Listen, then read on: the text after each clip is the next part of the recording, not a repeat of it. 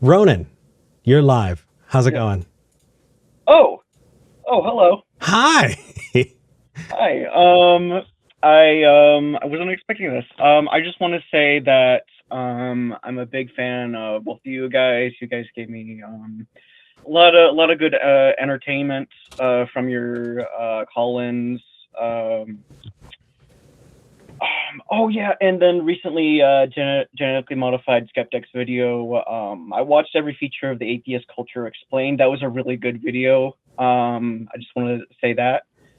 Um, Now, as for my question, hmm I'm still sort of new to learning about like sort of like a lot of like the intricacies of Christianity, and I wanted to talk about denominations because it's sort of like I've the way it's a sort of weird like I don't okay, correct me if I'm wrong. I could be totally like seeing this wrong, but I sort of see it as almost a hypocrisy of like Christianity where like there's like even though they follow like the same book and like the same morals of like the Bible, they still have like specific things that are specific to like there's different like sect or denomination. So I don't know, I just wanted to ask what that's all about. Are you have you always been a non-believer, or have you personally come out of a religious denomination? So I'm thankful to be raised non-religious. Okay. So so My parents were, the question makes and more the sense. yeah, sorry. No, that's okay. The question makes a little bit more sense. So, as somebody who's a non-believer, you're wondering why there are so many different factions and religious denominations? Yeah. Okay. Um, you called the right place. Uh, Drew, do you want to take this, or do you have Yeah, sure. Yeah, I can have a crack at it. So, why are there so many different denominations? Well, as a non-believer, don't you see that people who don't believe in a religion also disagree about a lot of different things? I mean, Yeah. God, sorry to even bring this up for you, Eric, but let's talk about like vaccine science and public health policy Mm. based on vaccine science. Even people who believe in vaccine science will sorry, Eric, so? will still disagree about the right public policy to have. And we saw, I'm bringing this up because everyone has borne witness to the massive disagreement that has happened among public health administrators and scientists, different politicians, even those who are informed. And then there are people who are not informed that disagree with each other and disagree with people who are better informed. You don't need religion to disagree. And within religion, you will disagree for a lot of the same reasons. You're operating on different facts. You have different assumptions about different things. Your emotions lead you to want to say a certain thing. The people that you're around tend to have certain assumptions, and groupthink sets in because you fall into tribalism with them. So why are there so many different denominations? I mean, because people are diverse in their thinking. That's how it works, regardless of whether you're religious or not. I'll let Eric kind of give his 2 cents on this too. And if I can formulate anything useful to say about memetics on top of this, then I'll jump back in. Yeah. So I totally get it as a lifelong non-believer, not understanding how you could have that many differences. But have you tried reading the Bible? I have not.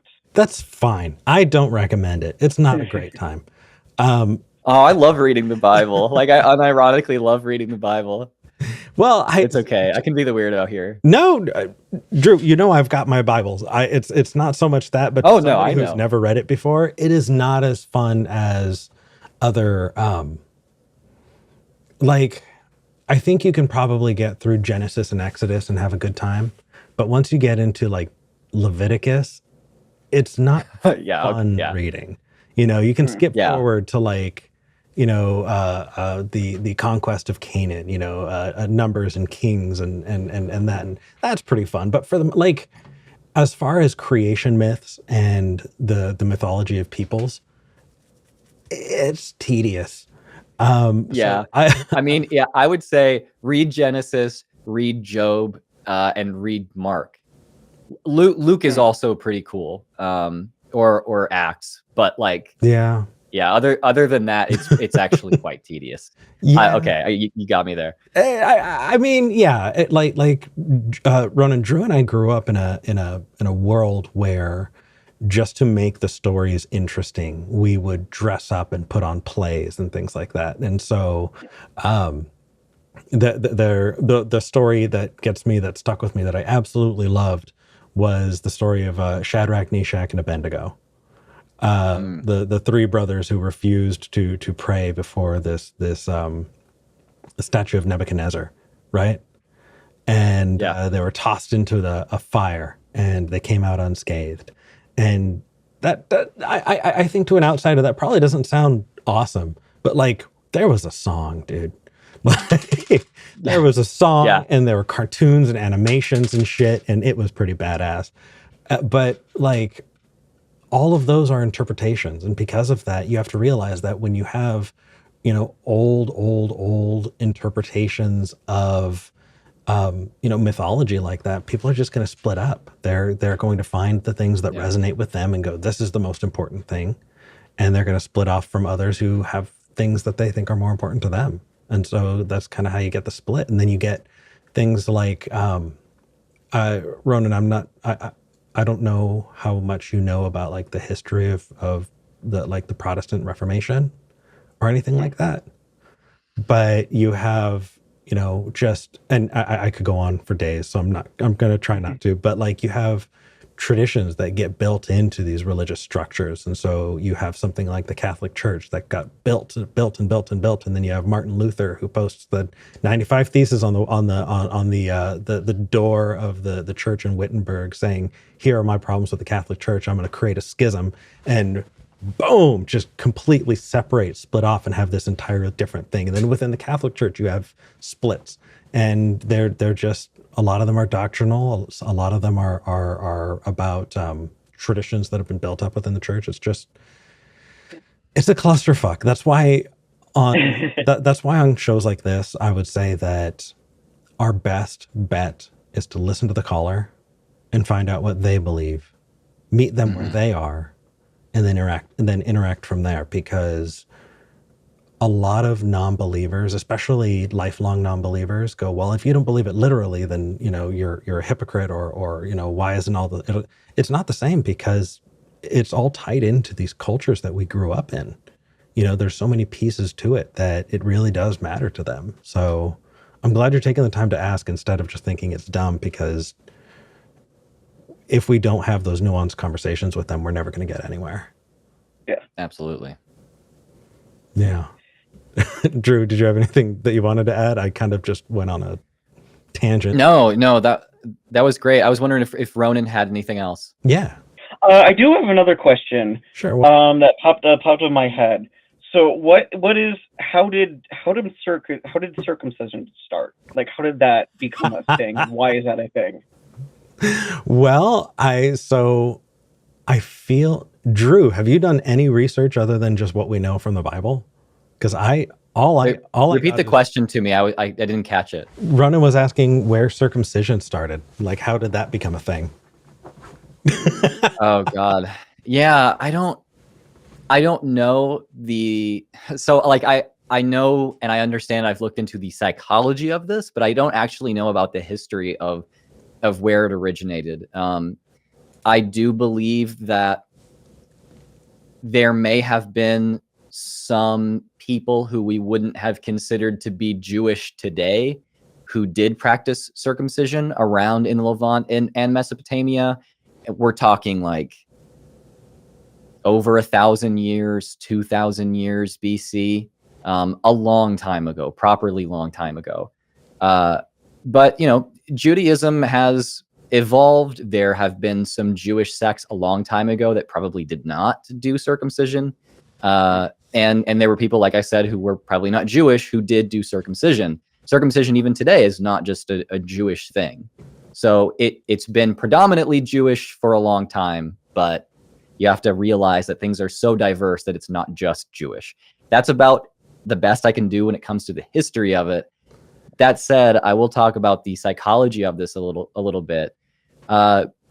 anthropological research shows that communities and individuals who make costly sacrifices for their communities and for their beliefs, especially supernatural beliefs, tend to stick to them more strictly and tend to influence people to take on these supernatural beliefs and these beliefs that bind them together with the community who practices these things. So, yeah, cutting off a part of your genitals is a sacrifice for most people, and you can imagine that doing something that's so costly as that might feed into this psychological phenomenon and bind people together. So it's an interesting question. Where did it come from? I think it's an even more interesting question, why it stuck around. And I think that it stuck around because things like that, practices like that, make communities stick together, as strange as it sounds. Humans' minds work in really weird ways, even weirder than God's sometimes. And just to tie in on the end of that, the mythological reason, the reason that's stated in the Bible, is that God told Abraham to do that as a covenant with God. So it was a sacrifice to show God that you really, really, really mean it. It was something that painful and that awful that, you know, you really do believe if you can go through something like that. And continuing to do that was the way that in the Old Testament it's described as Jewish people, you know, showing their covenant with God. Huh. I know, right? Yeah, that's pretty interesting. This was an interesting call. Yeah. Ronan, if you don't mind, can I ask one more question? one last thing, and then we've got like a dozen callers. So I Okay, do that wanna- makes sense. I know, right? So I believe I've heard the claim from either this show or other adjacent call-in shows that a lot of the roots of the stories of the Bible, there's a lot of parallels between like ancient Greek or something like that. Ancient Greek. Or Probably it's like, ancient Mesopotamian. If you're talking about the Old Testament, you may have heard there's parallels between like the Genesis account and ancient Mesopotamian creation myths. Does that sound right? yeah, that's probably what I was thinking of. Got it. All right, thank you very Yeah, much. You guys have a great show. Hey, thank you for calling in. Yeah. Take care. All right, you too. Yeah. I don't want to overstate, what I know about this. I'm not exactly the right person to learn about this from. I would recommend that you check out the scholar Dan McClellan, who is very, very popular on TikTok and has a really great podcast that uploads on YouTube too. You can also check out Religion for Breakfast. That's a great YouTube channel. And Esoterica, who my friend Justin Sledge, who has a fantastic channel about the esoteric aspects of philosophy and religion, and they'll be able to educate you better than I can. But also Digital Hammurabi is a good channel for this. Probably the best channel for this, come to think of it.